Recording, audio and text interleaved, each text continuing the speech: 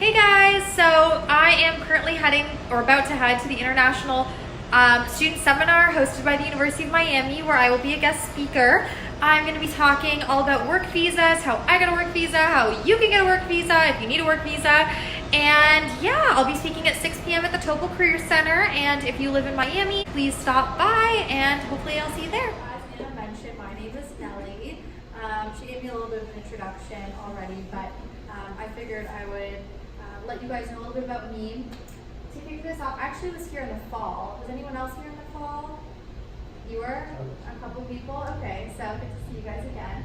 But I was here in the fall, gave a similar presentation, and essentially just going to share some of my tips on how to land a work visa out of college. Alright, so this is the agenda. I'll tell you a little bit about myself, and then we'll dive into some of the meat and potatoes of the presentation. So I always like to kick things off with a story. I'm a bit of a storyteller. I work in marketing, so that's probably why. I am currently marketing manager at Danone, which is a Fortune 500 company. We're the largest public benefit corporation. And I want to kind of take you back to when I was in your shoes, when I was in college. So I graduated in May of 2017 from the School of Communications. Anyone here? School of Communications? Okay, a couple. We'll connect after, hopefully. But I was an advertising major at the School of Communications. And I remember it was my junior year, and there was a career expo going on. You guys all know about the career expos. They take place in the fall and the spring, I believe. And so it was fall of my junior year, and a friend of mine had told me about this career fair. And she said, you should come with me. It's a great way to kind of meet different companies. And I didn't think much of it. I thought, okay, I'll show up. It sounds pretty informal, and I'm not doing anything tonight anyways. So I get over to the Bank United Center, and I'm in line, and I immediately notice that there's a long line of students wrapped around the Bank United Center, and they're all suited up, and they've got shiny shoes, and they've got blazers, and they have a portfolio of resumes, and I think I was in jeans and a t-shirt. But regardless, I was there. I figured I'd get in line anyways. So I make my way into the line and eventually get to the front, and she was already inside, I believe, so I thought I would meet her inside. Well, much to my surprise, I got rejected at the door. They basically said, polish yourself off, come back in 6 months for the spring career fair, and bring a couple resumes while you're at it. So I was pretty familiar with rejection by then. I, much like many of you, was trying to finesse my way into different bars and clubs, so it was not unfamiliar getting rejected at the door, but it was a wake-up call. Because over the course of the next 6 months, I really made it my mission to try and hunker down and figure out how I was going to get an internship and hopefully land myself a job by the time I graduated. And on top of it, I was Canadian, so I knew there were going to be some challenges there.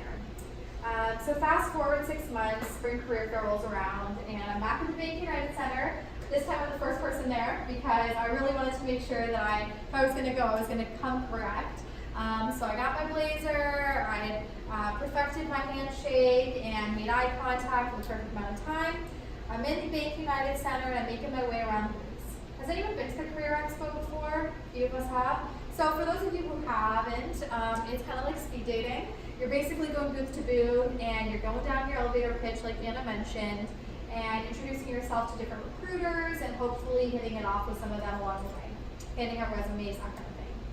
So I'm making my way around the booths and I land on one booth and it was Visa. You guys all know Visa, like Visa credit card. So I get to the Visa booth and immediately hit it off with the HR person behind it. And she hands me her business card. She said, look, I might have something for you this summer. If you're serious about the position, shoot me an email with your resume and we'll try and set something up. Cool. So I did that night, sent her a little thank you note, fired off my resume. Within a week, I had an interview with I believe it was the marketing manager. And I've had a lot of interviews in my life, surprisingly. To this day, one of the best interviews I've ever had. Slam dunk. Was an awesome interview. We just really connected, and the woman basically hired me on the spot. She said, seems like you're a perfect fit for our team. I'm going to have you come out this summer to San Francisco. You're going to join. Looking forward to meeting with you, and I'll have HR send over a contract. We'll get things rolling. So I'm feeling pretty good about myself at this point. I'm like, I've got it in the bag. That was easier than I thought. I was calling my parents, my friends, and I said, I'm going off to bigger and better things. I'm moving to San Francisco this summer, and I'll be interning at Visa. week rolls by. HR contacts me. They basically have a contract set up and they're ready for me to sign on the dotted line. But there was one thing, and I remember this conversation vividly. The HR person reached out to me and she said, so I remember you mentioned you're from Toronto, which is in Canada, those of you guys don't know. And I completely forgot to ask you, but does that mean you'd be requiring sponsorship if we were to bring you on this summer? And I told her I wouldn't, because as an international student, you get CPT, which you guys all know grants you employment authorization. And so she said that was great, but if I were to be hired full time, would that mean that I would need sponsorship down the line? And I felt like I hit a ton of bricks because I had to be real. The truth was I was going to need sponsorship eventually if I wanted to stay in America. So she then broke the news to me that Visa had a strict policy that they don't hire undergraduates who need sponsorship. They reserve that for master's students only. So for master's students in the room, apply to Visa. Anyways, it was a wake-up call because I knew at that moment that the odds were stacked against me. And I knew in that moment that I was going to have to work a lot harder and outcompete a lot of Americans if I wanted to eventually stay in this country. So why did I tell you guys that story? I told you guys that story for a couple of reasons. The first reason is because I know what it's like to be in your shoes. I've been there, I've done that, I know the odds are stacked against you, I know there are a lot of questions that you probably don't have answers to, and you're thinking, am I even going to be able to pull this off? But I also wanted to tell you that story because, as Anna mentioned, I'm standing in front of you as someone who made it to the other side of the road, and I want to let you know there is light at the end of the tunnel. It is possible. I have an H-1B visa. I've been working for the company that I'm at for a couple of years now. They sponsored me. So I wanted to share some of the tips that I was able to use, and hopefully they can help set you up for success as well if this is something that you're serious about. So, and that was just, by the way, a little one-pager on myself. As I mentioned, I'm from Canada, and I've held a couple different positions in my short lifetime. But the first place I would start is understanding what your options are, right? So if you're confused about the process, you really have to understand and break down how the things that make you you will affect you in this process. So what do I mean by that? Well, I'll give you an example. I told you guys I was from Canada. So as someone who is a Canadian, my options are going to be different than someone who's from Chile or someone who's from Singapore or wherever countries you guys are from. In a good way or a bad way, right? So the same goes for you. How does your nationality play into it? How does family ties play into it? How does the day that you're graduating play into it, right? Laws are always changing, so it's important to kind of stay on top of these things. Secondly, things like your major. I was a communications student.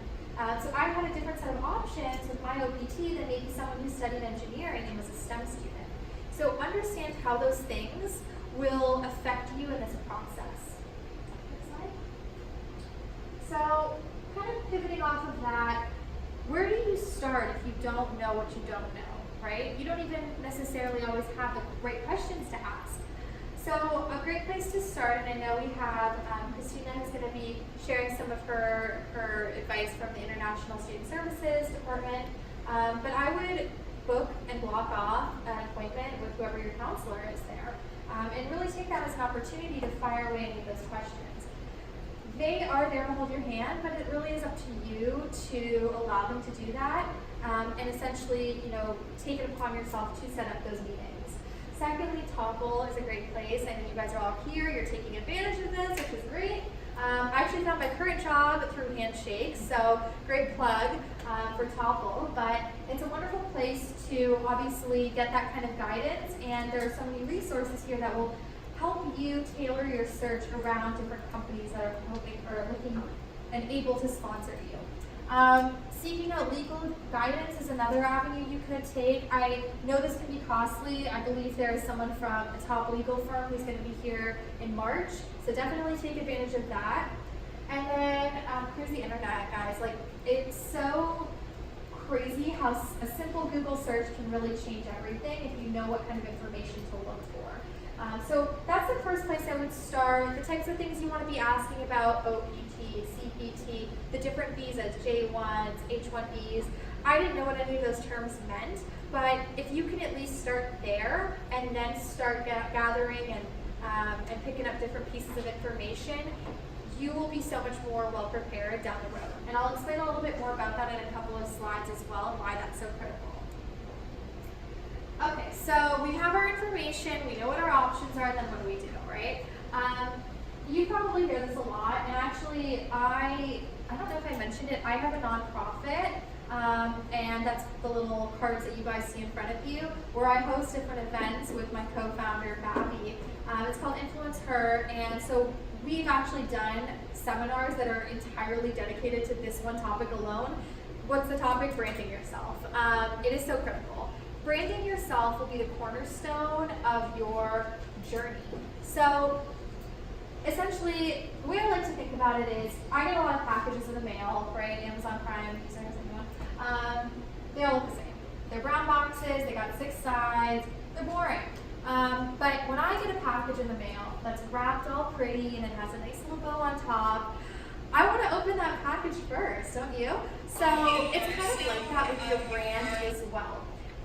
When you're branding yourself and you're branding your resumes, when you're tailoring all of your assets around your, personal brand and your trademark, recruiters will notice that and they'll want to pick your resume or your application out from the top of the pile.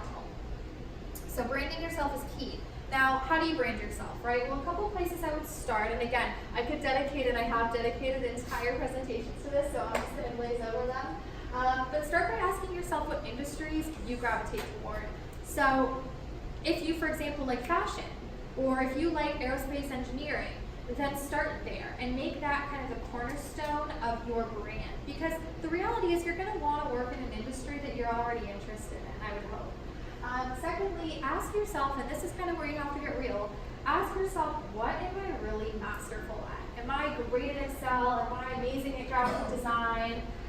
Those are the types of things that you can play up when you are going to recruiters and you are going to companies, because they want someone who has really fine-tuned a lot of those skills. And on the same token, ask yourself, where do I have room for improvement? We all have, weaknesses, of course, or I like to say areas of opportunity. But ask yourself that and spin that in a way that, again, makes you look like an asset to a potential employer. For example, if you're, at a career fair and you come across a company or, an organization that you want to be a part of, one of the things you can do is say, this is what I have to offer you, and this is kind of where I would like to improve on, and where I think you guys could be, a resource and a value to me. I've been on the other side of the booth now a couple times. I go to the career fair. You'll probably see me there at the next one. But it is always surprising to me that students don't really play up their strengths and weaknesses when they do have the opportunities to connect with us in those critical moments. So those are the types of things that you can use to brand yourself. Another good one is, ask yourself, do I gravitate towards startups or big companies? Now, if you've never worked for anyone, how do you know that? I would say just ask yourself, what kinds of classes do you like? Do you like small classes where you work on groups, or do you like classes where you're more independent and you can kind of be a lone wolf? That's a great place to start, because a lot of the times it's kind of like that in the working world as well. So once you've branded yourself, it's time to get started, right? Now, how do you get started? Well, I always say, it's important to get involved, but that means something different for each of us in this room. So I'm going to kind of tell another story. I told you guys I got rejected from the first career fair, but what I didn't tell you was in that 6-month period, what I really did to transform my brand and how I was able to eventually land a position. So in that 6-month period, I kind of put my head down and had to get scrappy. I started a blog all about social media marketing and just some of the trends that I liked in that.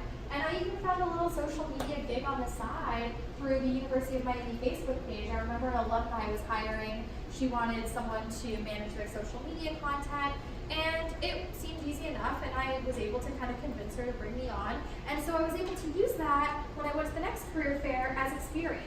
Whereas 6 months prior, I didn't have any. So it was a really great way to kind of start. And that's what I mean when I say get started.